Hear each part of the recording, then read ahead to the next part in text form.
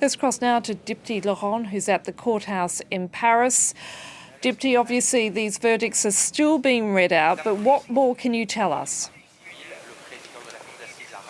Well, Annette, they have read out the verdicts for the 8 defendants now, and the courtroom has essentially decided on slightly more severe punishments than was recommended by the anti-terror prosecution last week. So 2 of the defendants have been condemned to 18 years in prison. That's Mohamed Lahouaiej and Chakri Shafrud.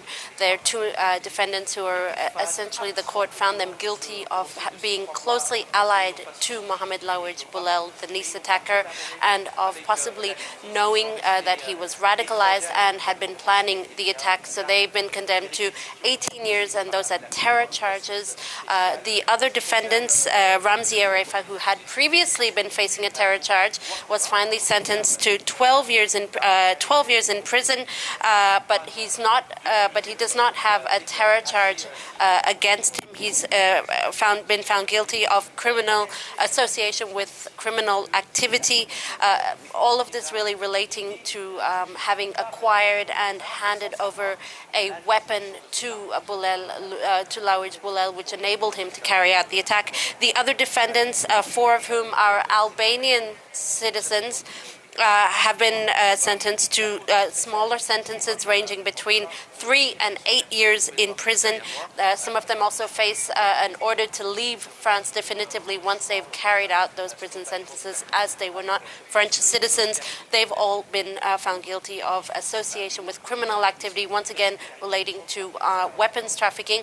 And finally, the 8th defendant, who was actually tried in absentia because he's currently being detained in Tunisia, he's been sentenced to 2 years in prison. That's a maximum term that he was given for the crimes of which he was accused by default. He is Brahim Tritu, once again, not a terror charge, but association with criminal activity in it.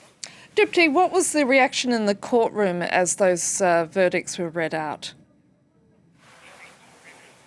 Well, as they began reading out the punishment for the first defendant, Mohamed Lahouaiej, there were some cries of joy, there was some applause, but this was quickly shut down by the judge of the court, who reminded the courtroom of the sobriety of the French law, the French justice system. He said that he wanted to ensure that the French courtroom would remain neutral in this trial, and indeed that has really been the biggest challenge of this 3-month-long trial, which is that sort of balancing the emotion of and the emotional weight of the testimonies that we've heard from from the victims and from loved ones of the victims, balancing that with the very sober task that the French legal system has to do, which is hand out these punishments. And in fact, last week, anti-terror prosecutors told the courtroom that they may be that victims or the plaintiffs could be frustrated with the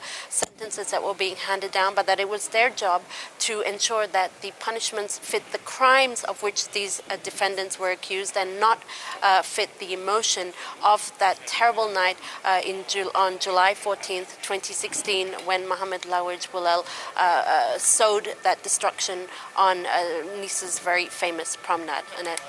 Dheepthika Laurent reporting there from in front of the courthouse. Let's cross now to Emerald Maxwell, France 24 colleague who's in Nice. Nice, as I was saying earlier, Emerald, we know that the trial's been taking place in Paris. However, of course, you are some 8 hours drive away south of the French capital. However, the victims were able to follow proceedings from Nice because they were broadcast there as well. Now that we've heard the verdicts, what's been the reaction from them? Well, actually, the victims and their families haven't come out of the hall yet. The judge is still speaking, or at least he might just be finishing, so we haven't had their reaction since the sentences were announced, but I doubt it will have changed much from just before, because when we spoke to them before the verdicts were announced, there was a lot of frustration and anger, and they felt actually that the sentences were almost immaterial because the whole trial was not what they'd hoped for. The defendants are facing between 18 and 2 years, which many people we spoke to just said was simply not enough. They wanted life for these people. The problem is that they're not facing, only 2 of them were facing terrorism charges. The rest were facing other criminal charges, which don't carry those sort of sentences. And so there's a lot of frustration with that. Others will understand, of course, that this is justice. We can't, you can't send some people down for the crime that was actually committed by the terrorist on the day, who is, of course, dead. But of course, we can't, he's now dead, we can't sentence him. So they will, they understand that that it is justice has been done. But certainly there is disappointment with how this trial has been carried out. And, maybe hopefully there'll be closure for some, but certainly not for all.